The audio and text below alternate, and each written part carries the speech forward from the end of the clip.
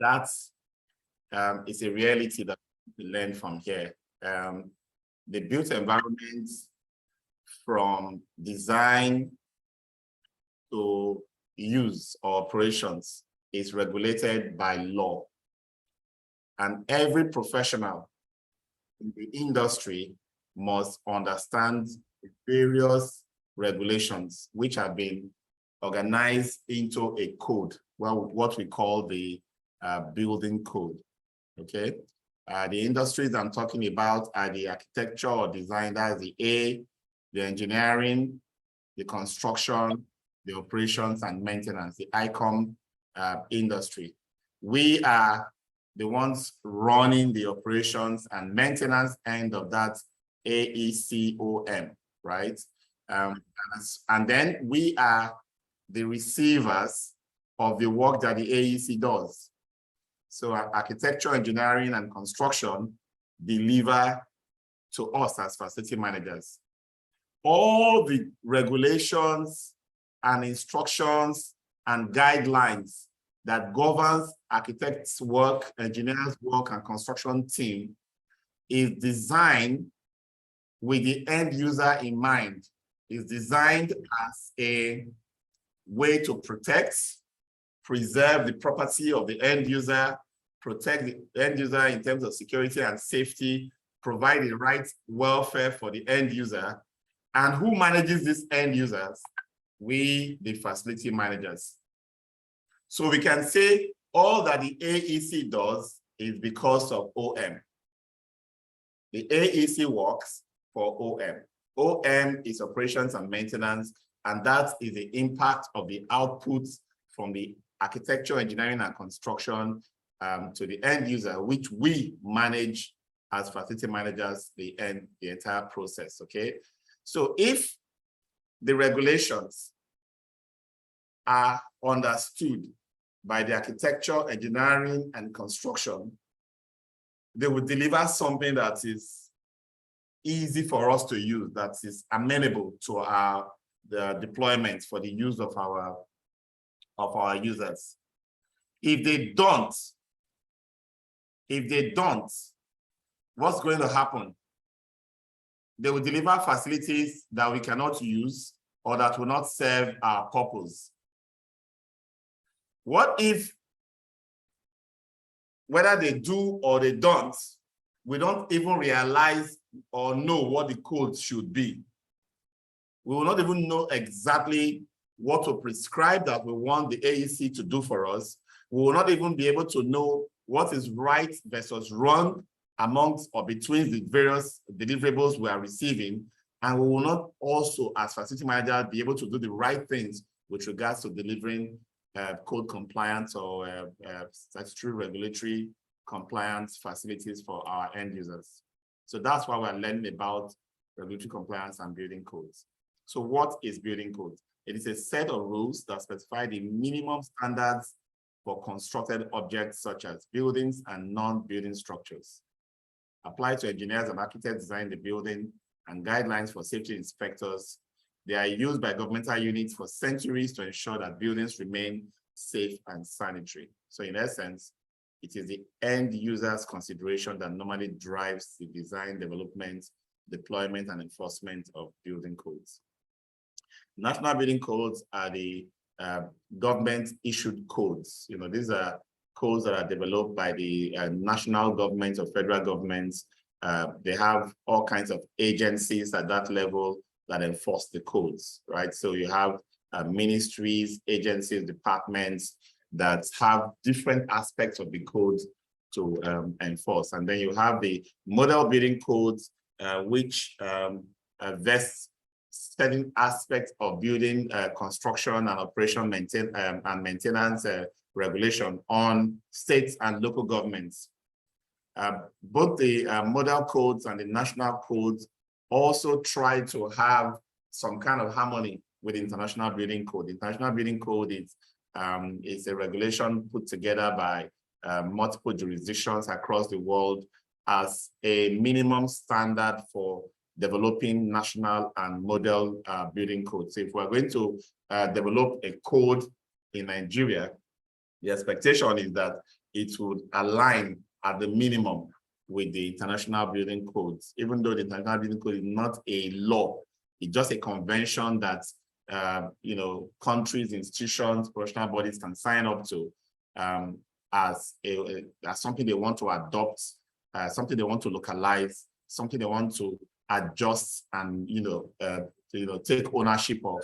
And in many cases, they build on those to develop the National Building Codes, which is more customized and specific to that jurisdiction. So if you get a copy of the Nigerian Building Code, which I would recommend for everybody, you can get it online. It's available. There's a 2006, I think there's a 2016 version of the Nigerian Building Code. Quite a handful of pages, over 100 and something pages. I think you should scan through it and read relevant sections that affect your work as facility managers. We have extracted some aspects of the building codes, and we're going to be using it in this class so that you get a cursory view, a cursory understanding of what the regulations are about. The first part of the regulation part is the part that regulates structure of buildings, talks about stability, includes minimum design requirements for foundations, walls, floors, roof, and other structural components. The structure of a building is that part of the building you don't see. It is a skeleton. And that, because it is covered, does not mean it's not controlled or regulated. There are instructions and guidelines and material specifications that you can actually use to develop structures for different types of structure, different types of load bearing structures, and different types of activities. A structure can have the same size, the same shape, the same level of floors, but because of the activity that's going to perform in it or around it, the structural requirements might need to be different.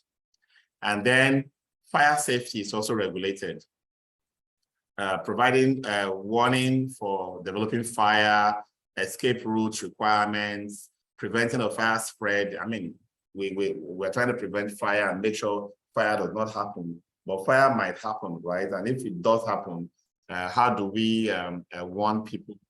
How do we take account of people who are in the building to ensure that the fire does not harm people? And then what about fire spreading from one point to the other? There are certain building methods, certain building materials that can be used to create retardants, impede the flow of fire from one aspect of the building to another. And then when you have, like what you have nowadays, terrace buildings, where buildings are wall to wall against each other, what kind of walls should those separating walls be? And how much fire resistance should they have? What is the regulations on connecting roof to roof between one unit to the other, and so on and so forth. And then that particular section also regulates the firefighting procedures. There's so much ignorance about the role of firefighters that we have situations where firefighters are being expected to come with water to come and fight fire. Whereas the property owner is supposed to, by regulation, ensure that his property has a functional firefighting mechanism that is independent of the power source of that building. So if the power source of the building fails, the power source to the firefighting pumps and the hose-free water supply should never fail. In fact, it should be backed up N1, N2 philosophy of backing up to ensure that when the building is in distress and the fire authorities come, they must be able to get water in a good point to be able to get to work on the fire. And that particular hydrant point must be free of all obstruction.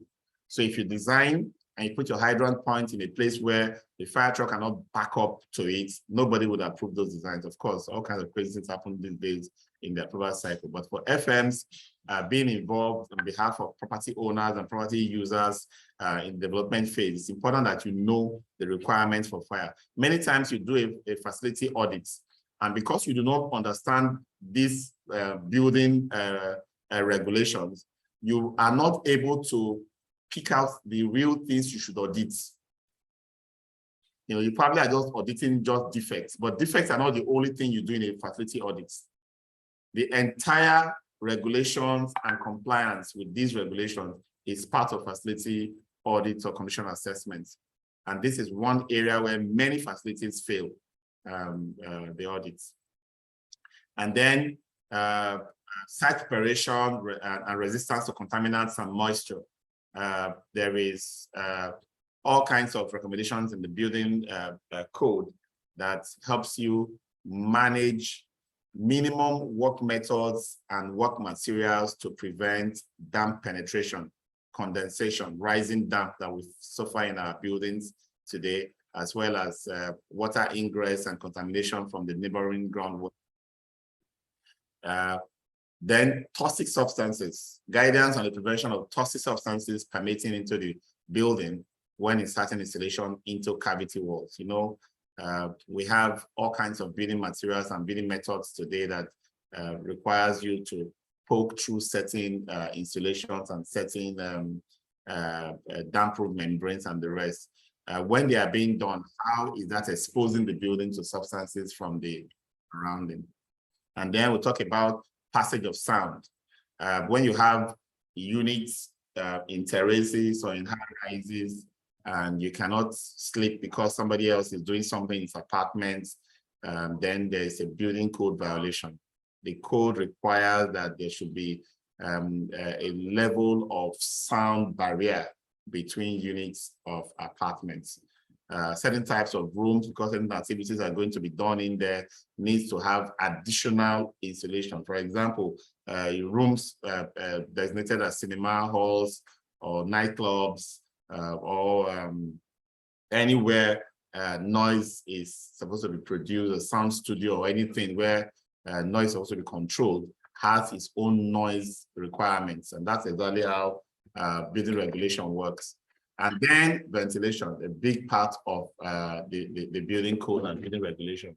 We need to have adequate ventilation for every space that is going to be habited, occupied, within. So if you have a space that is being occupied for a particular purpose and there's no adequate ventilation, that should be picked up in your condition assessment. All right, the prevention of condensation forming in roof voids. When you create that space between ceiling and the roof, you should ensure that condensation does not form in there. That area itself needs to be ventilated. That's why you see some of those slits that are created to allow air to move within your ceiling spaces. All of these things are not just guesswork. They are things that the regulation, the law requires that must be in place. What about hygiene? Sanitary conveniences and adequate washing facilities. It's against the law to have people living in a place and they don't have enough toilets and showers. It's against the law. So how does this really affect you as an FM? In many instances where you change the use of a space from one purpose to another purpose, maybe during design, the place was designed as an office complex. At some point later, it was, there's no money coming from this office complex. Let's change it into a hotel or change it into a residential. And then we start battling with some of these requirements, because the requirements for an office in terms of sanitary requirements is different from that of a residential. So be conscious of these, because there's requirements that there must be adequacy. Okay. Then drainage and waste disposal. So many facilities are built in the swamp, and people are trying to use soakaways to absorb such brown waste into the soil. Which soil? The soil that's already saturated, thereby contaminating the groundwater around that area. In flood plains and swamps, like most of the coastal areas we have in Lagos and across Nigeria, you should always have sealed concrete tanks for your storage. If you're not having a treatment plant, because if you do have a treatment plant, the storage tank holds it and then it's treated for a clear effluent to be released. These are not nice to have. These are required by law. It's not like because you feel like having a sewage treatment plant, that's when you have it, or because you want to make it a luxurious. No. There's a requirement that for certain types of facilities where you'll be receiving proof from the public and the footfall will be certain number or kind of activities happening there, you will need to have a sewage plant compulsorily. You can have a mall, complex, or whatever, where the sewage tank is a soak away or is being taken out by tankers on a daily basis or at certain intervals. And then you have your stormwater, while you have some streets that don't have drainages and construction starts at the onset, it looks as if there's no flooding and no problem on the streets because floods are not yet developed, seem to be absorbing until everywhere gets developed. Then there's no way for the stormwater, because when you put a roofing over a space, it covers up some a large swath of area that would have easily taken the stormwater or the rainwater and absorb them into the ground. And then you have interlocked and paved your streets and your compounds, and then the stormwater needs to find its way somewhere else, either into a stream, a canal, a channel, or get drained into the soil. But that provision has to be made by you, the developer of such a property. Then let's look at combustion appliances and fuel storage systems, which covers safety requirements when installing either solid fuel, gas, or oil heating appliances. You cannot just build or design spaces that's for use handling fuels without following the building code. This is also something else that we need to pay attention to as facility managers, so that you don't end up having where you have very large kitchens, cookers all over the place, and the cylinders and the cooker are just beside each other, right?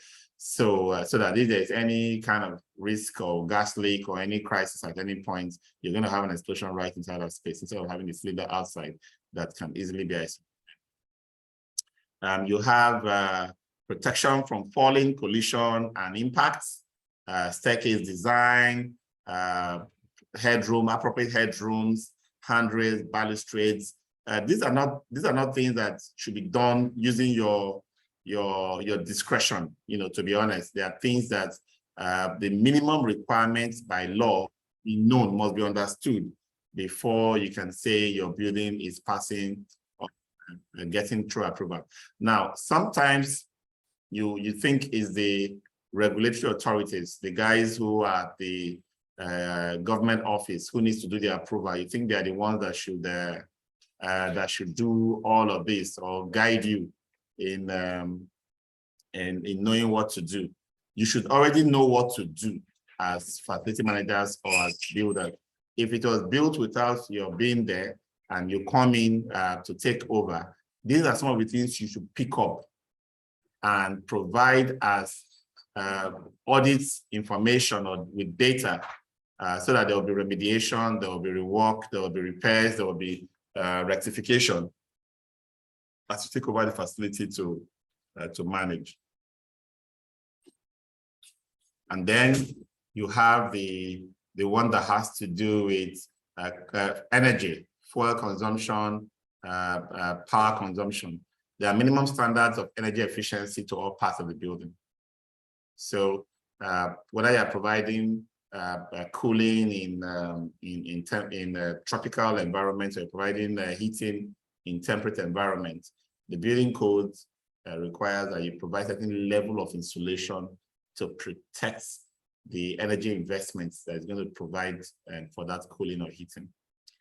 Then the building part that has to do with access to buildings and the use of the buildings. People, depending on their demographics and what the building is being used for, must be able to have access in and out. And these include all demographics, including all kinds of physically impaired people. Because if you create a building that someone who is blind or partially blind cannot access, or crippled in any way cannot access because you have to use steps or things like that, then you have disenfranchised such people. And that's what we're trying to work against using the building code. If it's going to be a public building or a building where you expect people from the public, to come in and do any kind of activity, it must meet requirements for access to everyone.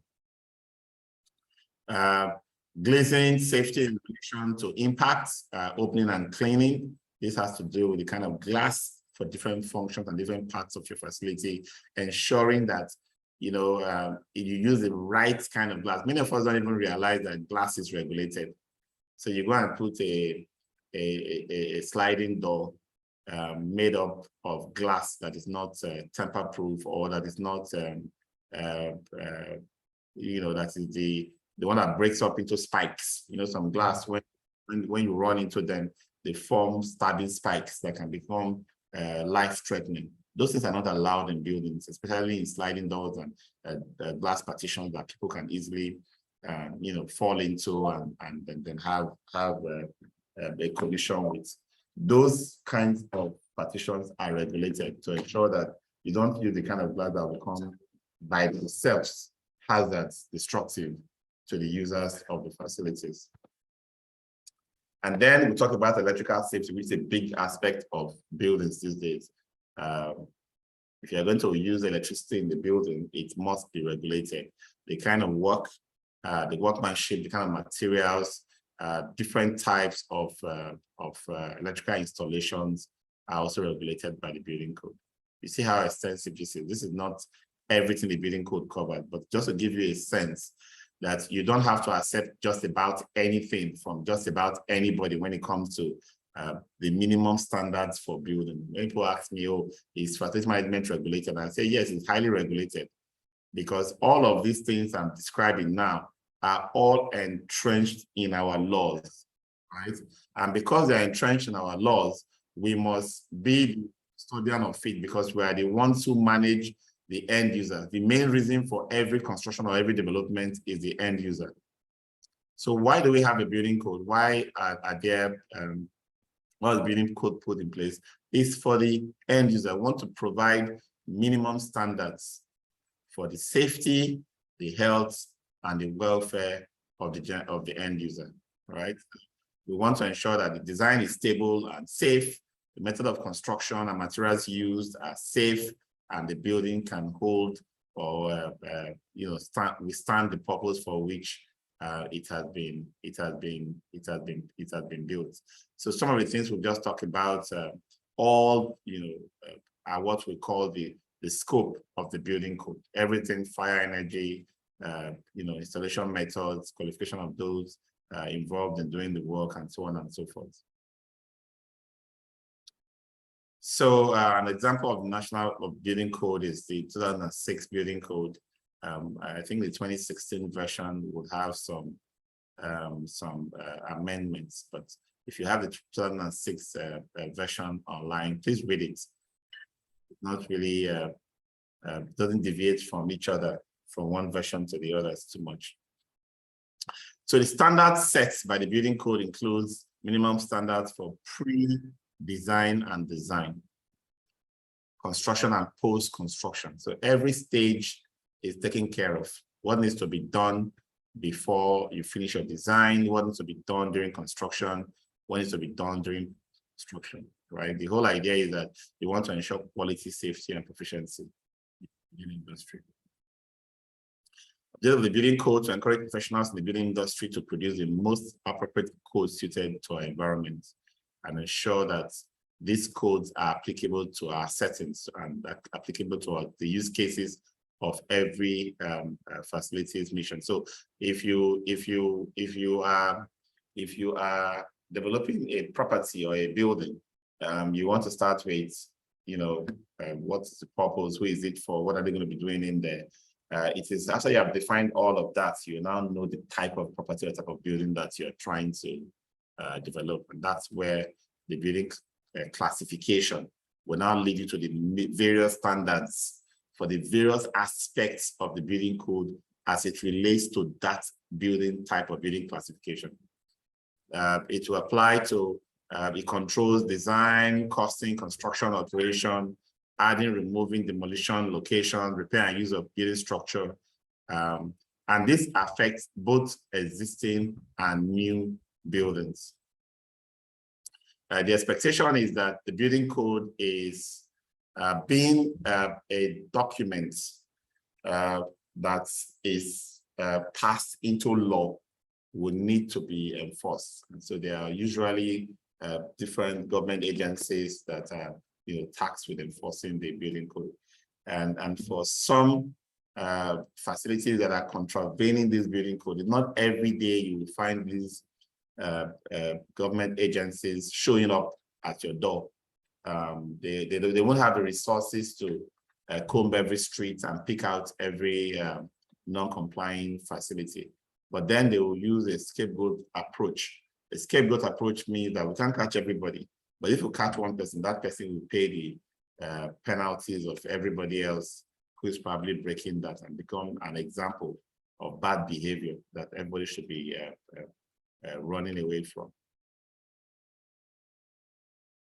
So looking at the various stages of your development of your property, you have the pre-design stage where you analyze the space requirements, you analyze the soil type, you analyze holding and bearing capacity of the land, the analysis, the programming of your requirements, what you need, how many floors can go into it, and so on and so forth.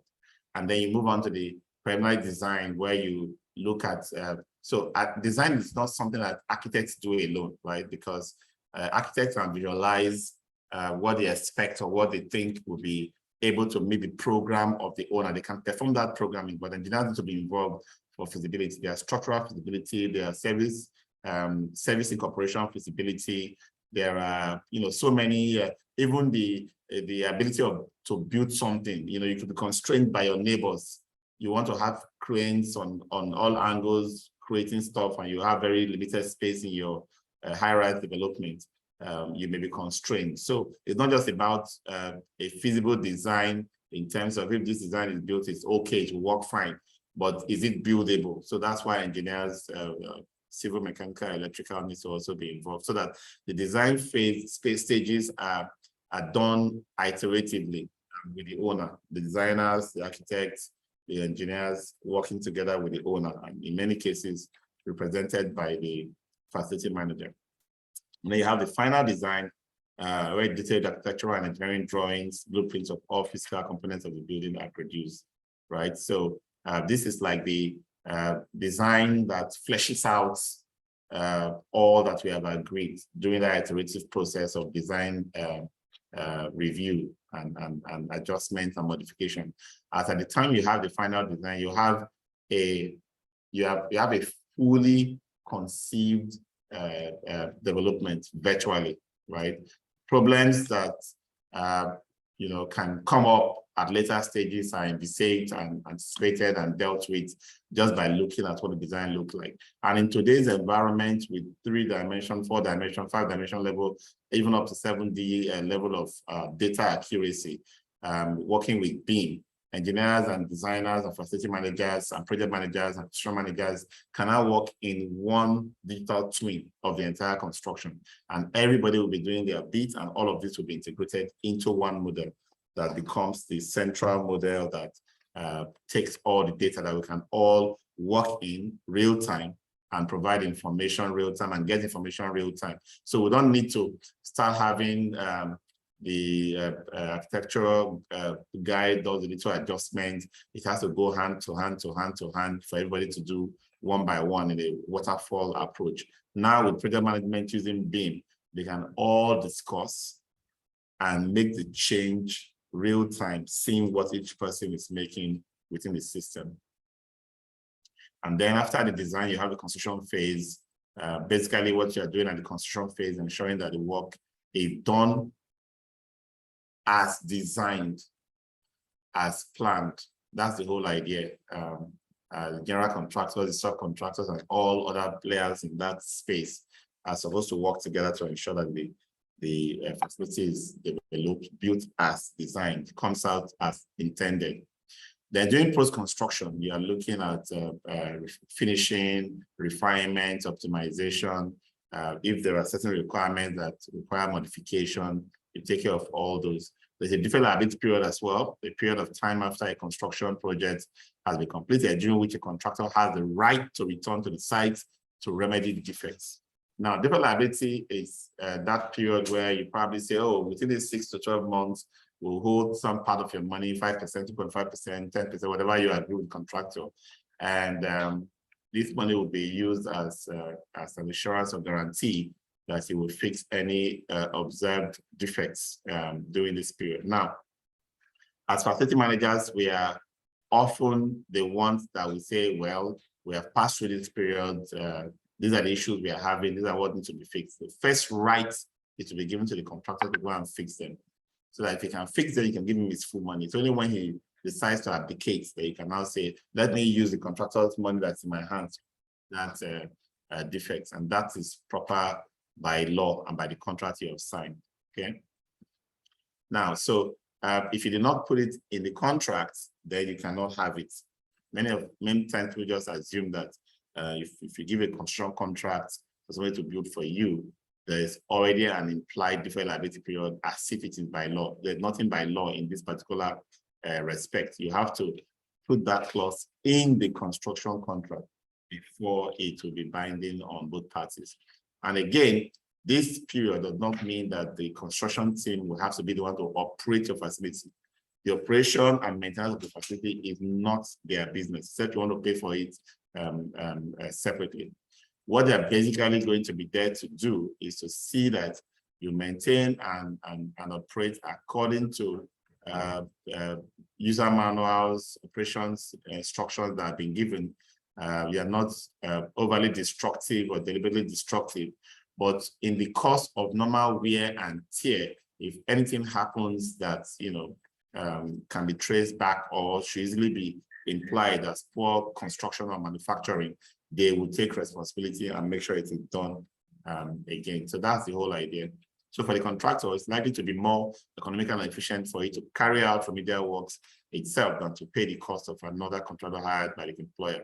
That's what happens if the contractor who built does not make himself available to come and fix the error. They'll take some of his money and give somebody else to fix.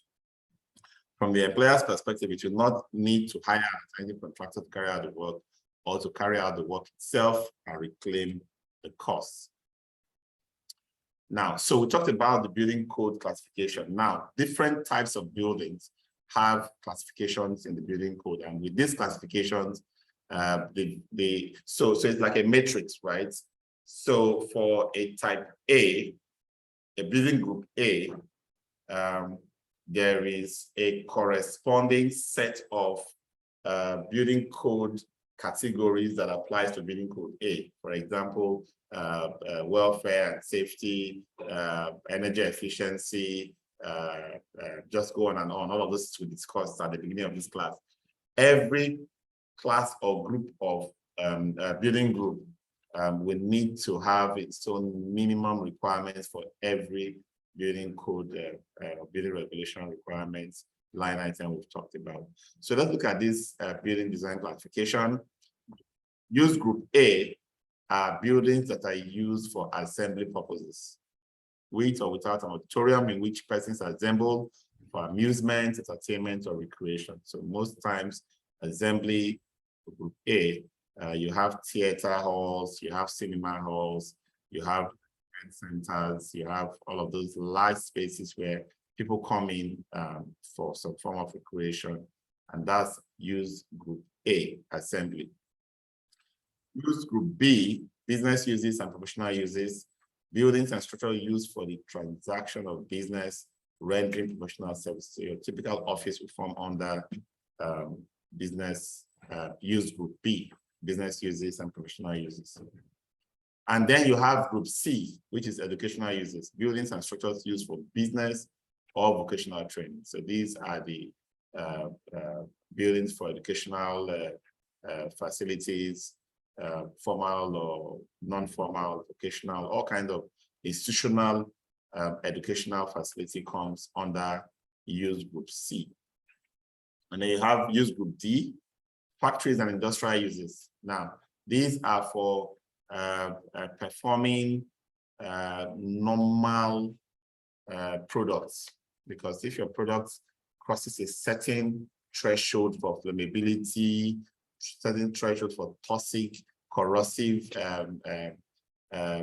material handling, it's no longer group D. It falls into high hazard group E. All buildings and structures used for the manufacturing, processing, generation, or storage of corrosive, flammable, or explosive materials. And then you have the group G, mercantile, all buildings and structures used for display and sales purposes, incidental to such purposes and accessible to the public. So all of your retails, malls, shops, they will come under group G. And then you have H, residential, buildings and structures in which families or households live, in which sleeping accommodations are provided for individuals with or without dining facilities. So everything from sprawling estates to street houses to high-rise residential all come under group H. And then you have group I, which is purely storage. So all of those, your warehouses, logistics bases, all come under storage uses, group I. And then you have group J, mixed use and occupancy. So when you have a multi-tenanted environment, buildings occupied for more uses, you can have a hotel or a mall at the bottom, and you have residences above it. Those ones are called use group J. And then you have use group K, which we call the doubtful use classification. When a building or structure is proposed for a use not specifically provided for in this code. So if there is any other use that is not been captured in A to L, you use group K, for example. You may say something is a storage, right? But there are certain kinds of storage that would not be normal storage that you cannot even just drop on that group I. Talk about maybe a lighthouse at the shore, an estuary, or some kind of river. You wonder, is that residential? Is that, professional use? Is it educational? Is it storage? Is it mercantile? You say, no, that would be something. So there are so many things that you can build or need to use a space for that may not fit any of these other categorizations that you have to put as a use group K. And then you have use group L, utility and miscellaneous, buildings and structures of an accessory character and miscellaneous structures. So these are more of your ancillary buildings, structures within your facilities. So in essence, you can have a main facility and other sub-facilities that will be having different use groups. For example, I have a massive high-rise office complex. I have maybe some kind of maintenance quarters, which is residential. I have maybe some kind of another building for shops and display of goods and the rest. You can see that several buildings in one site can have different use classification. And then you have the construction type classification that talks about the building materials and the work methods. You have type 1, type 2, type 3, type 4, and type 5. And the main thing that differentiates one type to the other is their durability, materials used. So there's a difference between a steel and a concrete construction, the difference between a concrete construction and a block wall construction, the difference between a block construction and a wooden construction. They all have different level of responses to stress, to fire, to structural damage, and resistance and durability. That's how this last classification is done.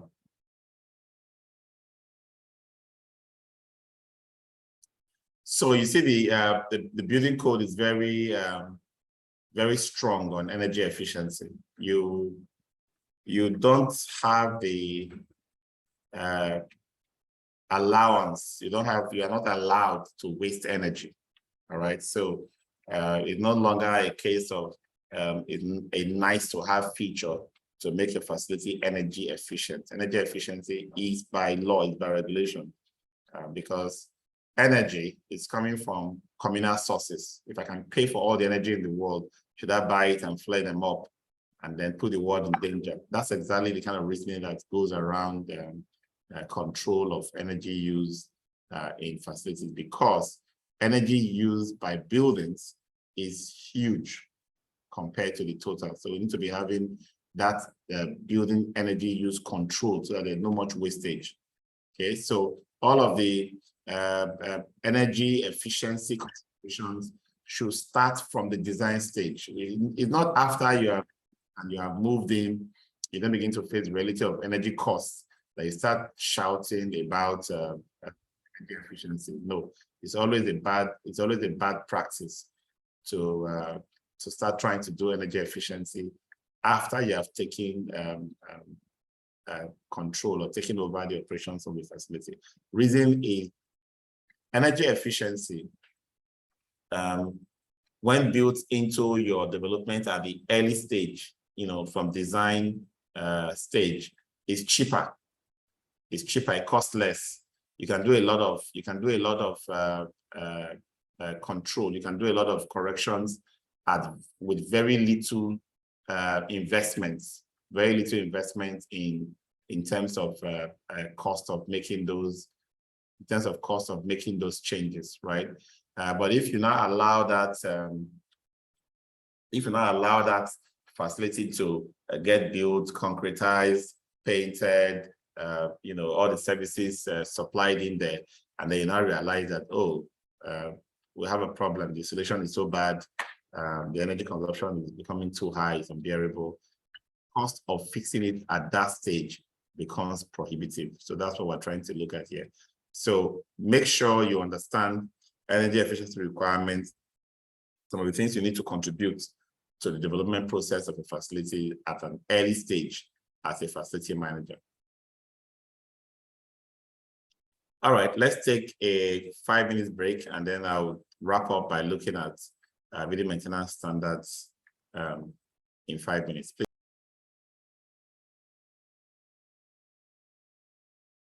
Yes, sir. All right, fantastic. So from our ends as facility managers, we want to ensure that everything that is built is compliant. As we take it over, our management of those spaces is also compliant. Now, the way it's supposed to flow, according to the regulations, is that the manufacturers of materials, the construction teams, the engineers and designers are supposed to first hear from us through a program called programming, to hear of the user requirements, the owner requirements, and use that to create designs, look at the law and make sure the minimum standards are provided for. And then when they deliver on the project, they are able to give us instructions. The instructions that the facility manager need to run a property or a facility is supposed not to be created by us out of nowhere. It's supposed to come out of the material characteristics, the work methods that were used, the specifications, and all of those equipments and installations that were built into the property. That's the whole idea. It's not for us to reinvent the wheel. Now, but a clear scenario, or a typical scenario, what most of us would have encountered is that we don't have sufficient documentation of materials, specifications, work methods, assets data, whether mechanical, plumbing, electrical asset data, with all the operations and maintenance manuals, with all of the step-by-step prescriptions from manufacturers and construction team for us to be able to do our job. So we reverse engineer the process. We basically start afresh to look at the place, we measure, produce as build drawings by measuring and drafting. We look at the different materials, surface materials, surface materials, structural materials, and we begin to write the material schedule or material specifications by ourselves. So what we're basically doing is creating something that should have been given or handed over to us. So this is our reality. But we're not going to say because the guys who deliver to us or because we're handling old buildings, we're not going to do our bits. It's important to understand the kind of information you will need to manage well, understand what is required from the onset so that it can be built well, so that you can participate, you can do your own part to ensure that your end users get the best out of whatever you find as the crux of today's lesson. Yami, you want to go first? You can go ahead. Yeah, thank you, Mr. Paul. Thank you very much, sir, for that wonderful lecture. And good evening, everyone. I want to clarify, is this course, is it for us to learn and keep or to implement? Because if you look at the current situation of things, if you look at the rate building are collapsing, yes, rate of defect, snacks, rate of structural issues, and the whole of these challenges now boil, on the facility manager. yes. I want to know exactly what the regulatory bodies are doing. Because instead of being a facility manager, you now becomes a firefighter. I was part of a project, one of the biggest projects that Lagos State invested into. And I don't want to, because of the openness of this class, you know about this project. This project cost about $100 million US. But a project that is less than 5 years in operation, the rate of maintenance challenges that is coming up on a daily basis, because the due diligence that is expected, and we talk of facility managers, but what are the QS doing? What are the QA/QC teams doing? What are the other people and the regulatory bodies? The regulatory bodies. You will see what happened at the luxury building at Ikoyi. See what is happening at Banana Island. Mr. Paul, something we need to quickly look into this and see how we can salvage this situation. I was going through your blog yesterday. Femi Johnson building at Ibadan, over 50 years, glass house, cocoa house is there. You are showing us why are those ones see sustainability today? And the ones that are less than 3-4 years, and much money went into them, they are drooling.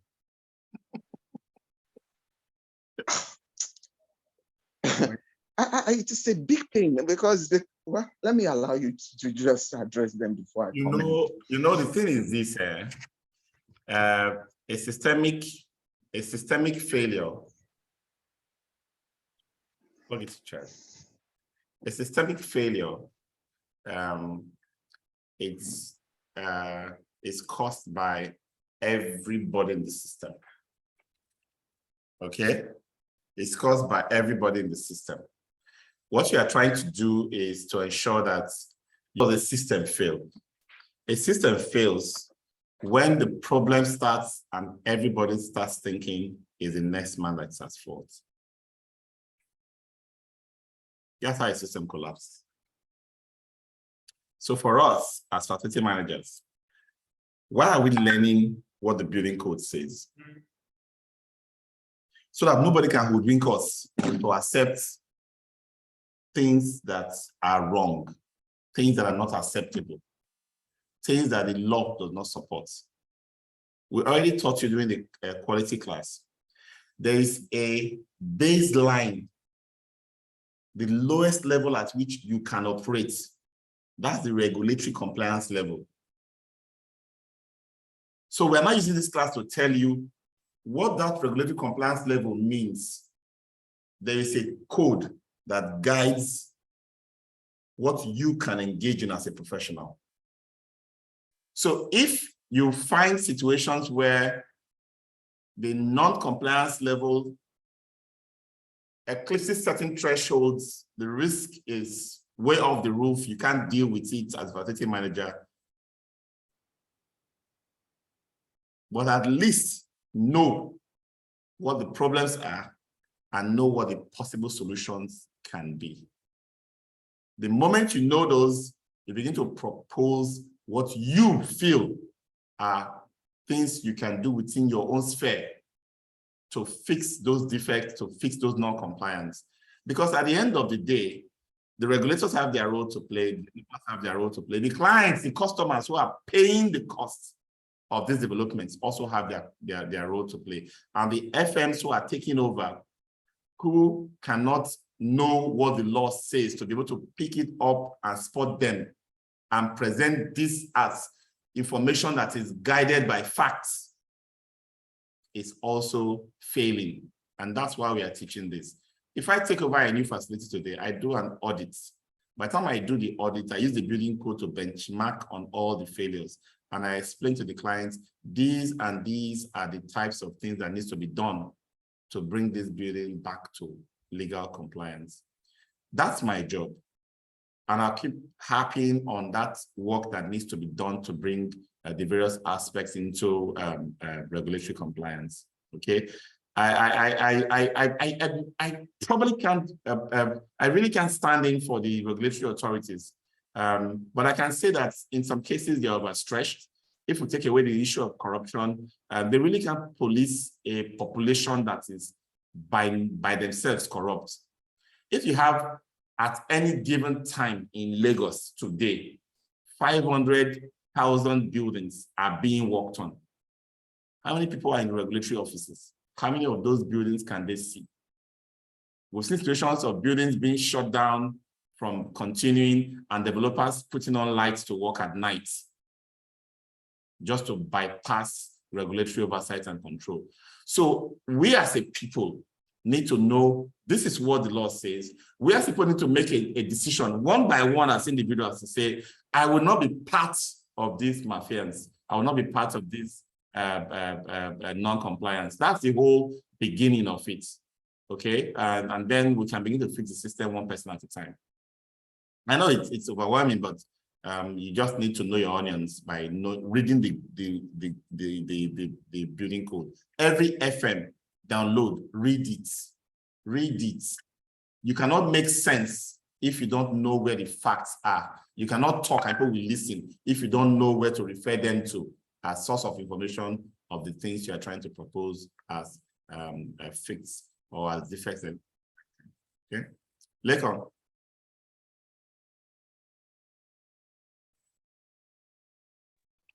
Good evening, sir. Mr. Paul, thank you very much.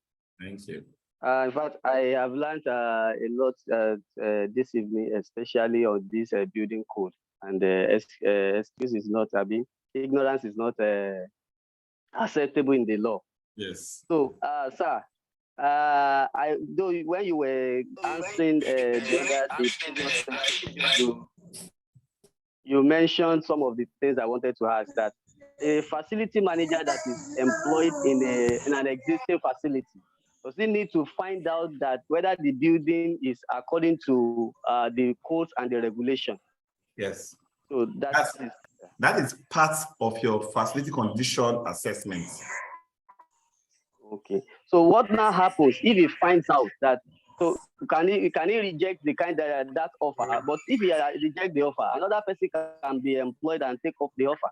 Your job is to propose fixes, repairs. For example, it is possible that damp,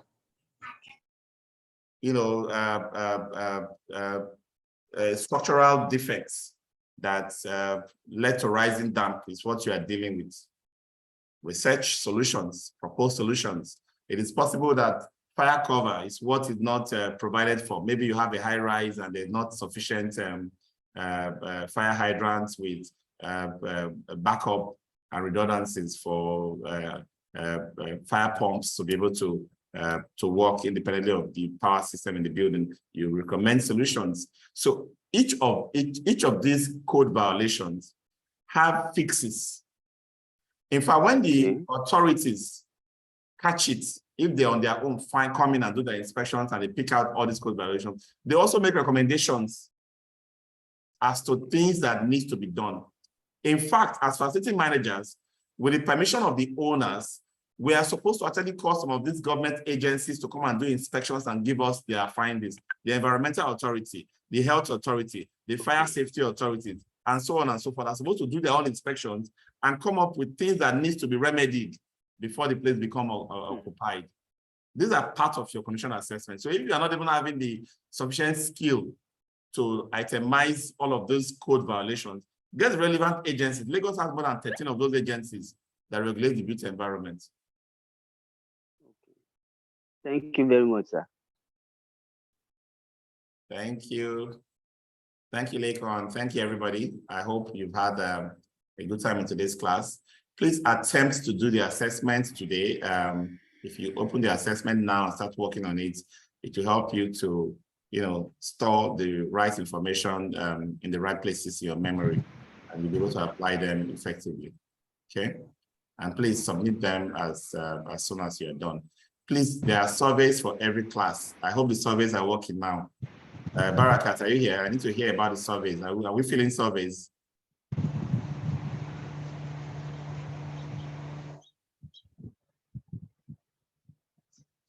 Class, tell me, have you been responding to surveys to each of the classes?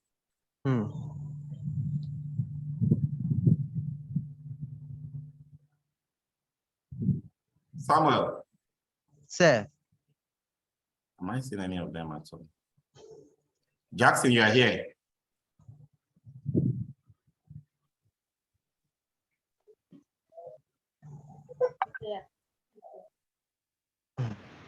Nurudin, you have a question about this class or something else? Yes, sir. All right, go ahead. Question about this class. Okay, go ahead. Thank you very much, sir. I really appreciate your talk. Now, I want to ask the full meaning of ACE. AECOM. ACE.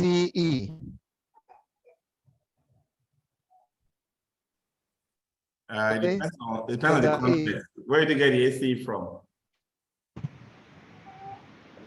You mentioned it would the course of line discussion. Yes, so it's AEC, Architecture, Engineering, and Construction. The full range of industries in the built environment: architecture, engineering and construction, operations and maintenance. So it's either you have AEC, architecture, engineering, construction, delivering the project, operations and maintenance, which is the FM part, making of the ICOM, AECOM. Yeah. Faith, your hand was up. Did you want to ask a question? I actually wanted to answer the question. Okay. I wanted to answer the question, yes. All right. Thank you very much. Well done. All right. Thanks, guys. Have a good evening. Bye-bye. Bye, sir. Bye.